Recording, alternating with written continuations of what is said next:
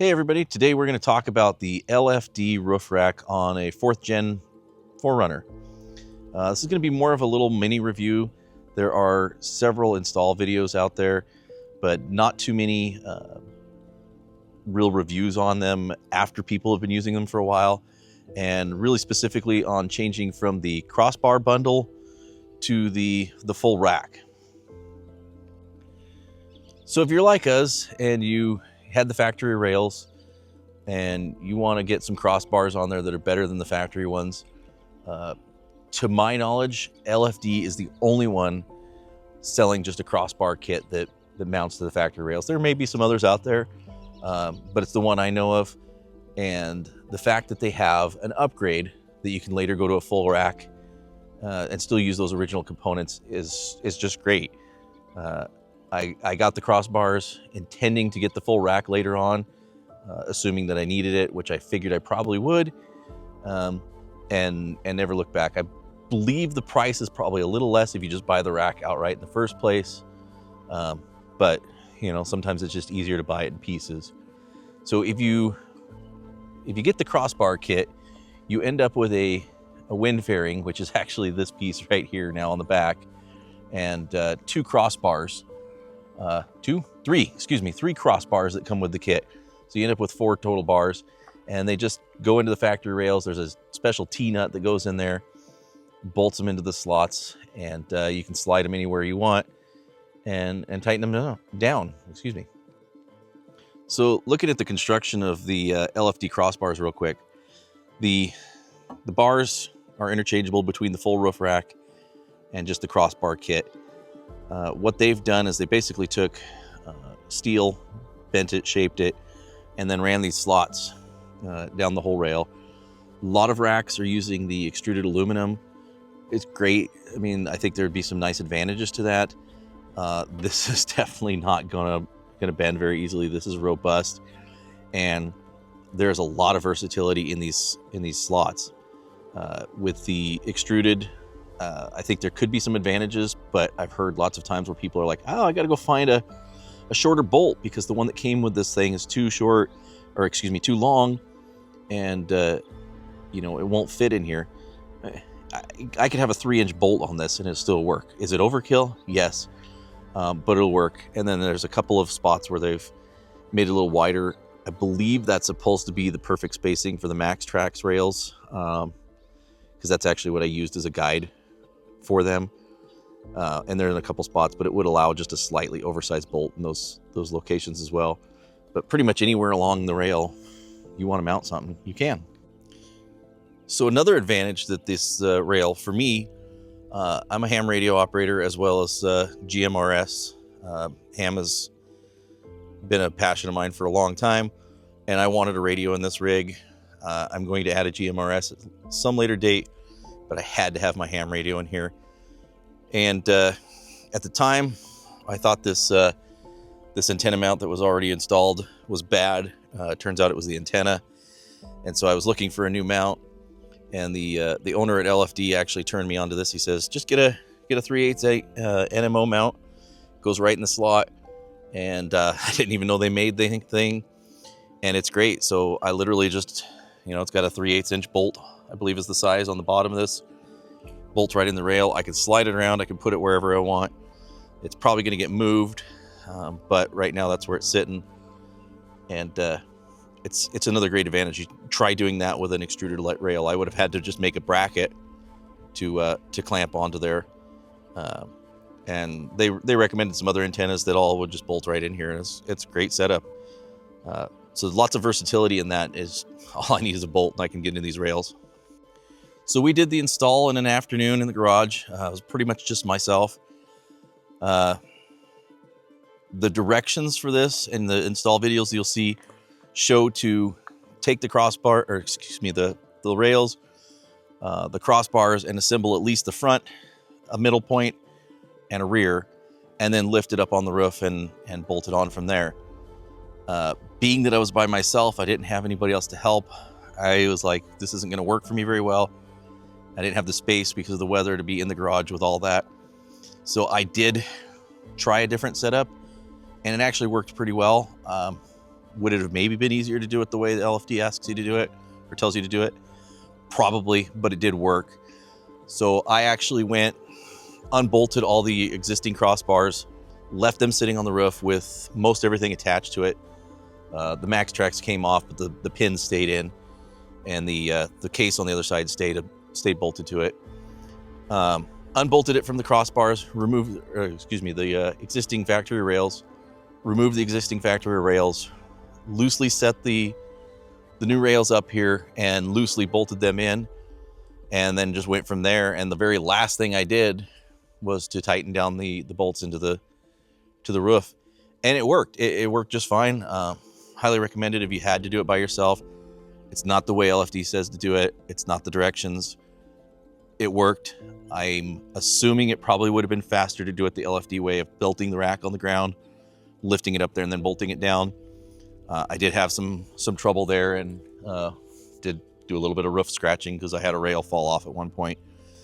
But it's a rig that's meant to get used. I don't want to scratch the paint, but it's going to get scratched. So beyond that, the installs are pretty straightforward, pretty easy. There's install videos on doing the full rack.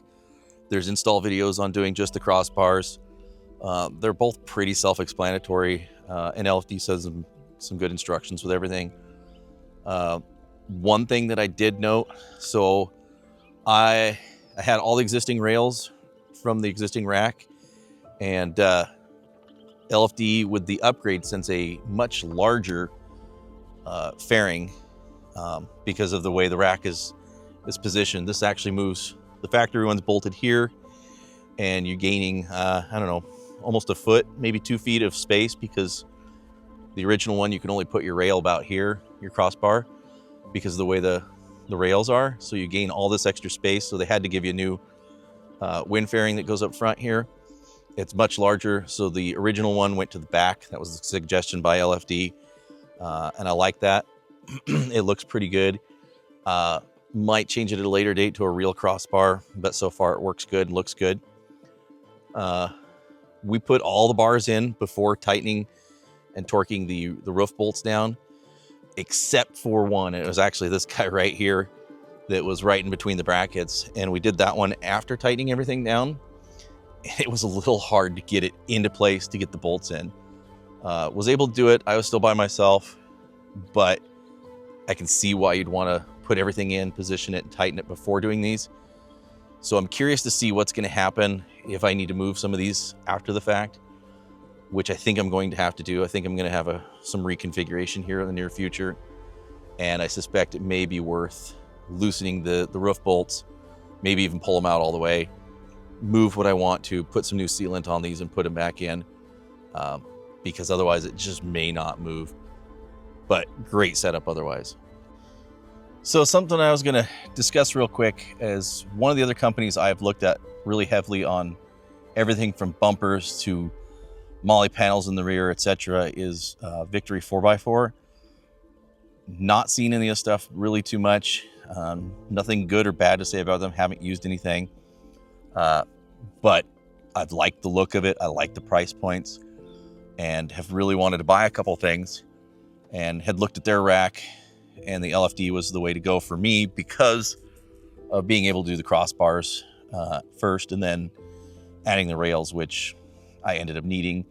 There was quite a while I was like, I may not even need the rails.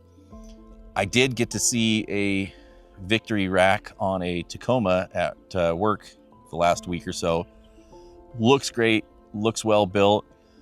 But one thing I did notice, and this was on a Tacoma pickup, I believe it was.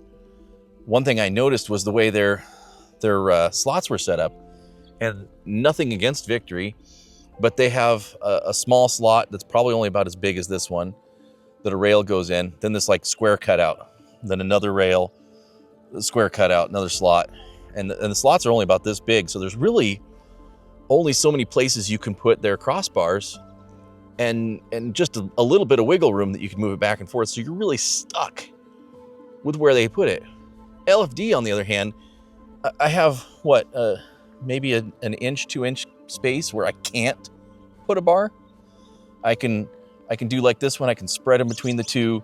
I can spread them between here. I can I can do all sorts of things. I mean, I can get them in one slot if I have to. I can put them across two. So there's a lot of flexibility in where I can mount these bars. And I love that. Like, if I decide that this case, which is mounted to, I believe it's this bar and this bar right now, or maybe it's these two. Yeah, it's the front and back too. If I decide I want to slide it forward a little bit, I've got, well, I guess I don't have any room unless I move it to this hole, but I could slide that whole thing forward just a little bit or back a little bit. And kudos to LFD, good idea.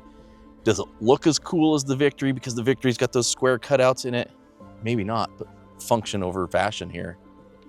So I've got a lot of good to say about the LFD rack. LFD themselves has been great to deal with.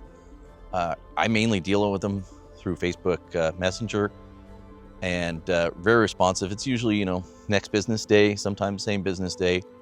They'll get back to me. They've had advice on different things to do or components or whatever. Couple of, you know, the spacers were missing on this. They shipped them right out to me. Very, very happy. Looking forward to doing some other things with them, including the bumper. They make a nice hybrid bumper that I like. The LFD rack here is great. I loved the crossbars. One thing I will say, the fairing on the full rack, much better design. And it's not so much a design probably as just the fact of where it sits on the roof.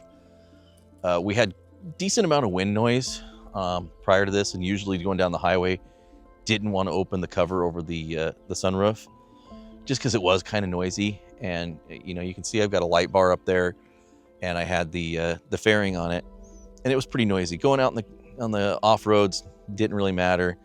Going down the highway, it was pretty annoying. It wasn't a whistle or anything. It was not a really annoying sound as far as tone, just annoying in loudness. The new setup here, because it pushed everything forward, wind noise is almost completely gone. They're still there. It's still a little bit. I have no problem now running with the sunroof open, or at least the cover at, you know, 60 miles an hour. So if you're thinking about it and you want to go one way or the other, definitely quieter with the full rack and that fairing. But the other one was good. And I don't know if it was the fairing, if it was the light bar on top of the fairing, what was causing the wind noise. It very well could have just been the wind hitting that light bar and the way it was positioned. And now that it's further forward, I don't hear it as bad. But that was something that I did notice as a major improvement, and glad we did it. Well, I'm not sure what else I could say about the LFD rack. Very happy with it. Very happy with the service. Really just a couple of small snags here and there with the spacers not arriving. The fact that putting the rail in after I tightened everything down was a little hard.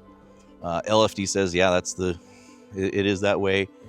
There is this bent piece on the top that does help, you know, make it a little harder. You can't slide them in the top. You gotta have enough room to get them in and angle them in.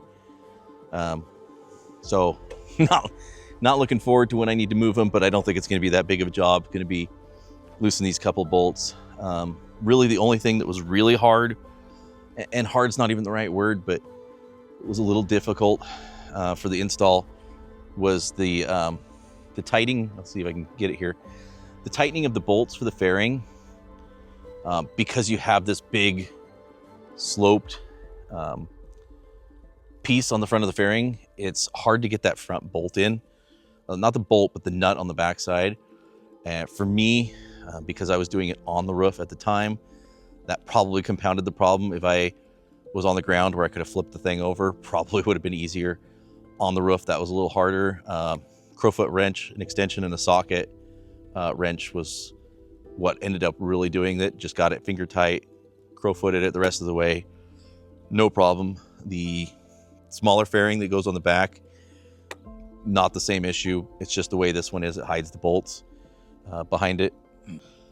Supposed in closing, I mean, if you're looking at these racks, it's a great setup. If you think the crossbars are all you need, get the crossbar kit, throw them on your roof, your factory roof, move on with your life. Get your max tracks mounted up there, get a case up there.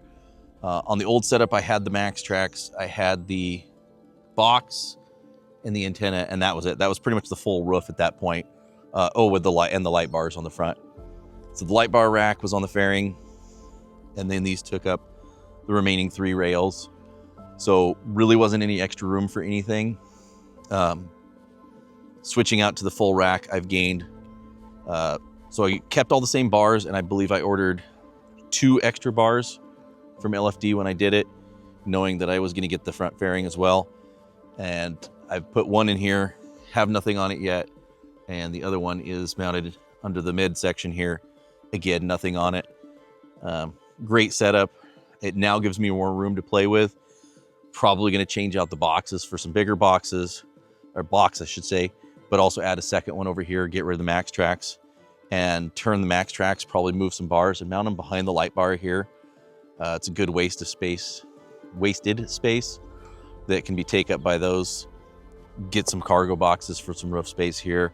I want to leave space in the middle right now for tent to be able to strap in there. And then that's where we're going. We're hoping to, LFD is going to be sending us a part that we're hoping to try out. It's not supposed to fit. They don't know if it will fit the 4th gen 4Runners. It's meant for the 5th gens. We suspect it's going to fit. So they're sending one of those for us to try. So stay tuned. We'll have a little video on that and whether it works or not and how that works. The max tracks may be going on that instead. If not, it may just be some spare fuel or something. Great rack, great value. Can't go wrong. The modularity is awesome. Thanks. See you later.